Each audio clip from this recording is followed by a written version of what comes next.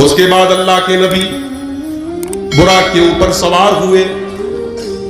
हजरत जिब्राइल आपके साथ में पहले आसमान पे आपको लेके जाया गया।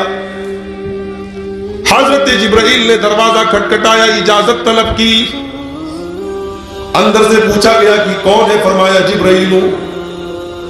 पूछा गया आपके साथ कौन है? कहा मोहम्मद सल्लल्लाहु अलैहि वसल्लम है। पूछा गया क्या इनको बुलाया गया है? कहा कि हां बुलाया गया है। पता ये चला आसमानों पर भी सिक्योरिटी का इंतजाम है। दुनिया की कोई ताकत बिना इजाजत के उस सिक्योरिटी को क्रॉस नहीं कर सकती। वो अल्लाह की बनाई हुई सिक्योरिटी है। फरिश्ते को भी इजाजत लेके जाना पड़ रहा है। इजाजत तलब की।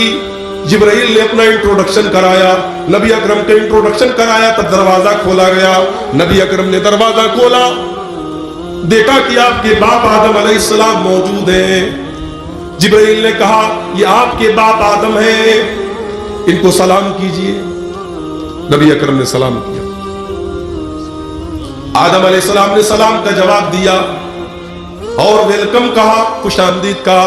फरमाया मरहबम बिल इब्न सालेह व नबी सालेह, ऐ मेरे नेक बेटे, तेरा बाप आदम तेरा इस्तेकबाल करता है, तुझे वेलकम करता है।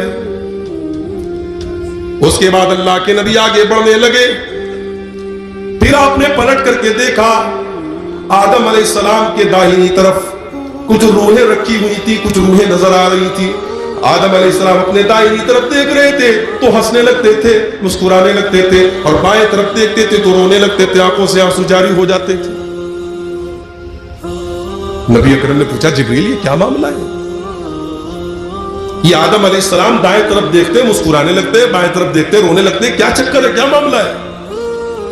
कहा अल्लाह के नबी दाहिनी तरफ उनकी वो औलादें हैं, उनकी औलाद की रूहें हैं जो जन्नत में जाएंगी।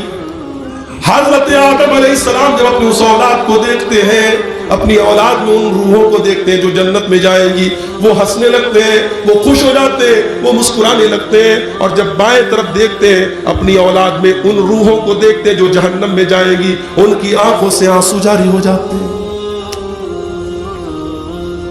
बड़ी मोहब्बत करता है एक बाप अपनी औलाद से, हम भी करते हैं। औलाद को चोट पहुंच जाए बाप परेशान हो जाता है। सिर्फ खबर लग जाए कि बेटे का एक्सीडेंट हो गया, बाप दौड़ा दौड़ा जाता है, अपने बच्चे को बचाने के लिए जाता है। जरूरत पड़ती है अपना मकान बेच देता है, जरूरत पड़ती है अपनी बीवी के गहने बेच देता है, बच्चे को बचाता है, बच्चे से बड़ी मोहब्बत करता है। लेकिन मेरे प्यारे भाइयों, मेरी माँ और बहनों, आपका लड़का आपकी लड़की गलत काम कर रहा है, लड़की गलत रास्ते पर जा रही है, लड़का नशा कर रहा है, लड़का गलत काम की तरफ जा रहा है, लड़का नमाज की पाबंदी नहीं कर रहा है, कोई गलत काम कर रहा है, जहन्नम की तरफ जा रहा है। क्या कभी आपके दिल में ये दर्द पैदा हुआ, ये तड़प पैदा हुई, मैं अपने बेटे को जहन्नम में जाने नहीं दूंगा, मैं अपनी बेटी को जहन्नम में जाने नहीं दूंगी? कभी इस बात की भी चिंता और फिक्र हुई कि मेरा बच्चा जहन्नम में न चला जाए? आपको इसकी फिक्र है लड़की की शादी कैसे होगी, इसकी फिक्र है लड़के का भविष्य कैसे बनेगा, लड़के का करियर कैसे बनेगा, लड़के को अच्छी नौकरी कैसे मिलेगी, लड़के का अच्छा मकान कैसे बनेगा। मकान दुनिया में काम आएगा, नौकरी 60 साल काम आएगी, शादी का ताल्लुक तो दुनिया की जिंदगी से है। मगर मेरे प्यारे भाइयों, 60 साल के बाद, 70 साल के बाद जब आपका लड़का या लड़की दुनिया से चला जाएगा, मरने के बाद की जिंदगी में क्या होगा? क्या कभी आपने उसकी भी चिंता की है? उसकी कोई चिंता नहीं करता। आदम अलैहिस्सलाम अपनी औलाद को देख करके रो रहे कि मेरी औलाद जहन्नम में जाएगी। कहां है वो बाप जो अपनी औलाद को जहन्नम की तरफ जाता हुआ देख के रो दे?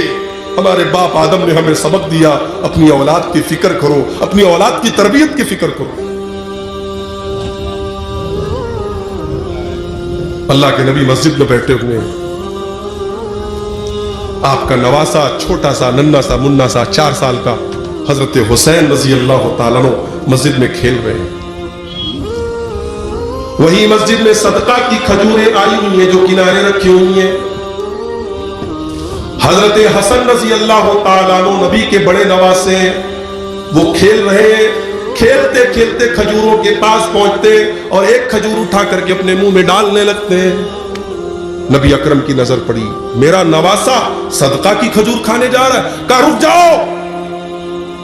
उस 4 साल के बच्चे से अल्लाह के नबी कहते, कखिन कखिन, ऐ बच्चे तू इस खजूर को अपने मुंह से निकाल दे। इन्ना ला नाकुलु सदका, तू मेरा नवासा है, तू मोहम्मद रसूलुल्लाह का नवासा है, और मोहम्मद की आल और औलाद सदका नहीं खा सकती, हमारे लिए सदका जायज नहीं है, इस खजूर को तू अपने मुंह से निकाल दे। 4 साल के बच्चे को अल्लाह के नबी इतना सिखा रहे हैं, सदका नहीं खा सकते। 4 साल का बच्चा कितना बड़ा होता है। अल्लाह के नबी ने सबक दिया कि 4 साल के बच्चे को बचपन से सिखाओ कि हलाल क्या है, हराम क्या है। हमने 3 साल का बच्चा है हमारा, हमने उसको यूट्यूब थमा दिया, उसको मोबाइल थमा दिया। अब बच्चा रोता है, मां जल्दी से मोबाइल थमा देती है। अब 3 साल के बच्चे माशाअल्लाह मोबाइल चला रहे हैं, उसको लॉक खोलना भी आ गया, उसको यूट्यूब लगाना भी आ गया, वो कार्टून देख रहा है। अच्छा कार्टून तो देख रहा है, कार्टून के दौरान ऐड भी आ रहा है, नाच गाने भी आ रहे, बच्चा नाच गाना भी देख रहा है। आप तो खुश है मौलवी साहब, हमारा बच्चा मोबाइल पर यूट्यूब पर सिर्फ कार्टून देख रहा है, कोई खराब बात नहीं देख रहा है। वो बीच में जो ऐड आ रहे हैं उसका क्या करेंगे? 3 साल की उम्र से आपके बच्चे और बच्ची उस यूट्यूब और उस मोबाइल के जरिए बेहयाई का स्लो पॉइजन, हल्का जहर धीरे धीरे उनके दिमाग में उतारा जा रहा है। अपने बच्चों की फिक्र करो मेरे भाई। आपने पूरी तकरीर सुनी है शेख की औलाद की तरबियत के ऊपर, मैं उधर जाना नहीं चाहता।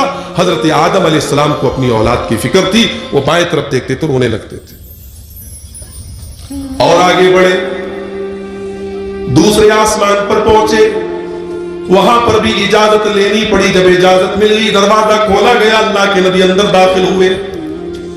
वहां हजरत यहया अलैहिस्सलाम से और हजरत ईसा अलैहिस्सलाम से मुलाकात हुई। दोनों को अल्लाह के नबी ने सलाम किया, दोनों ने सलाम का जवाब दिया और नबी को वेलकम कहा, खुशामदीद कहा।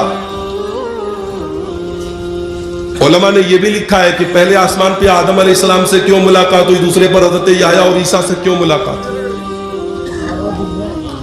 आदम अलैहिस्सलाम को जन्नत से निकाला गया और फिर एक दिन आप जन्नत में दाखिल हो गए, जन्नत से निकाले गए, फिर अल्लाह ने जन्नत में बुला लिया।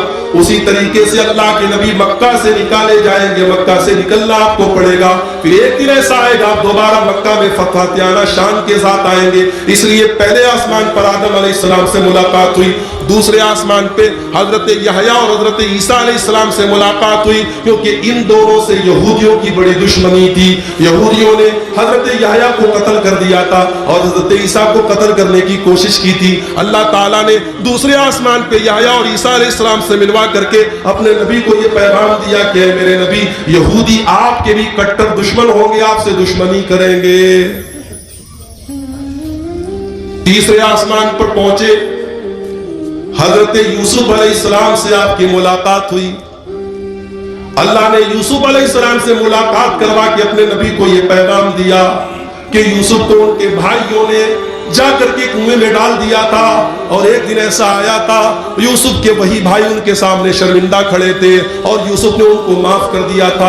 ऐ मेरे नबी, आपके कबीले के लोग भी आपको मक्का से निकलने पर मजबूर कर देंगे। फिर 8 साल के बाद जब फतेह मक्का का दिन आएगा, आप उन्हीं के सामने खड़े होंगे और वो आपसे माफी मांगेंगे और आप उनको माफ कर देंगे। यूसुफ अलैहिस्सलाम के साथ इस तरीके से आपकी मुलाकात के जरिए ये पैगाम मिला। चौथे आसमान पे हजरत इदरीस से मुलाकात हुई। हजरत इदरीस अलैहिस्सलाम से मुलाकात करके अल्लाह ने अपने नबी को यह पैगाम दिया कि इदरीस वो नबी है, वो रफ़अनाहु मकानन अलिया, हमने इदरीस का मकाम बुलंद कर दिया।